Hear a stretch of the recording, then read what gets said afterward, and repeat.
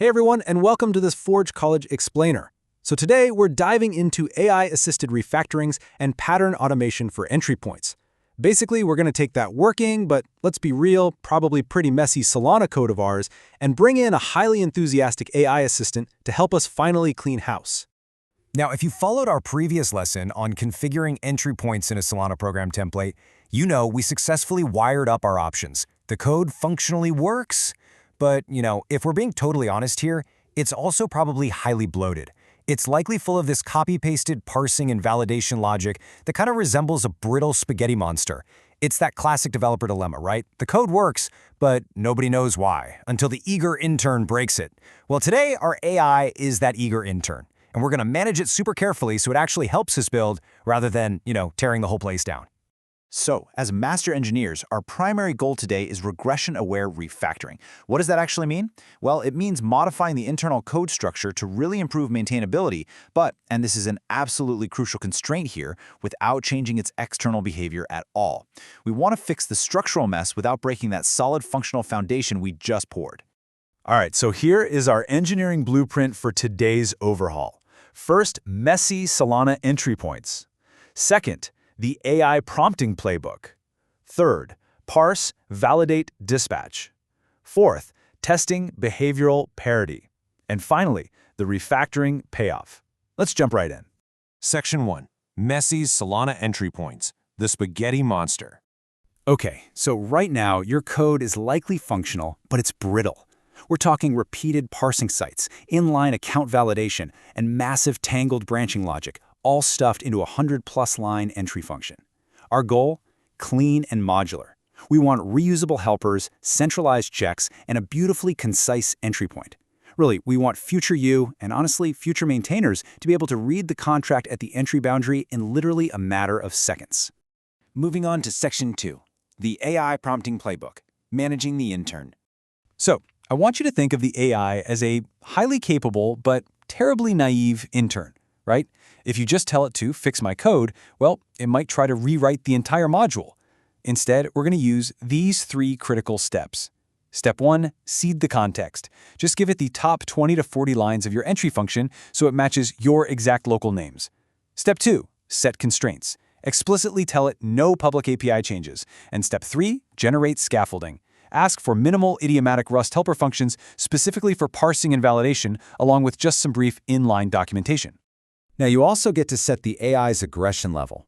Always start conservative. Just ask it to extract the parsing logic, nothing else. If that works and you start to build some trust in its output, then you can move to moderate, extracting parsing and common validations. Finally, once you have really solid test coverage, you can go aggressive. That means factoring parsing, validation, gating, and even asking it to add inline docs and unit tests. But remember, always iterate in small, easily reviewable diffs. Take it step by step. Section 3. Parse, validate, dispatch, the router analogy. I want you to think of your entry point as a nightclub bouncer or maybe a traffic router. It has 3 strict, distinct jobs and absolutely nothing else. First, it needs to parse. Unpack the raw instruction bytes into your instruction enum. Second, it needs to validate. Check the ownership and signer flags, maybe using a centralized account validation spec struct.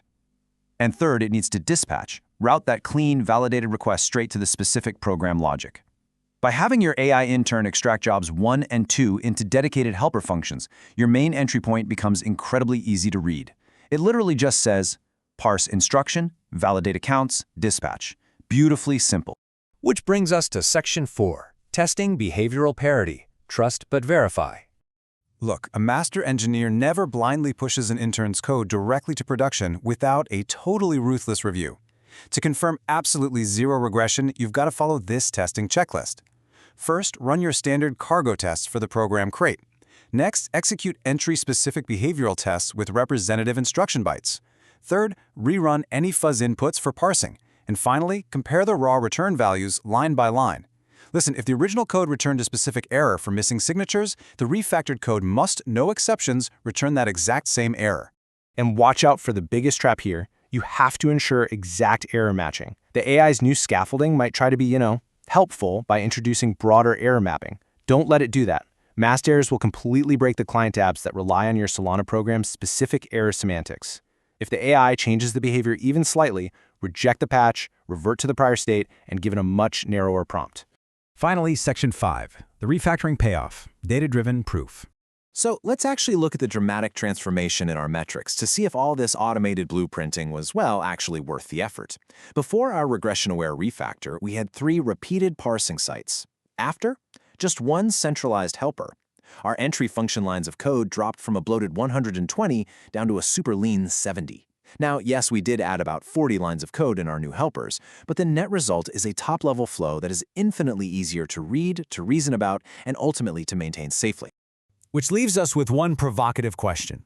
Is your pristine, refactored codebase ready to survive the security and debugging trials? With a cleaner, modular entry point, you are now in a much stronger position to run heavy security checks, which, by the way, is exactly what we'll cover in our next lesson. So keep those representative instruction bites handy because we are definitely going to need them. Thank you so much for joining me for this Forge College Explainer. To continue your Web3 education and dive deeper into topics just like this one, make sure to visit forge.college. Happy coding, and we'll see you next time.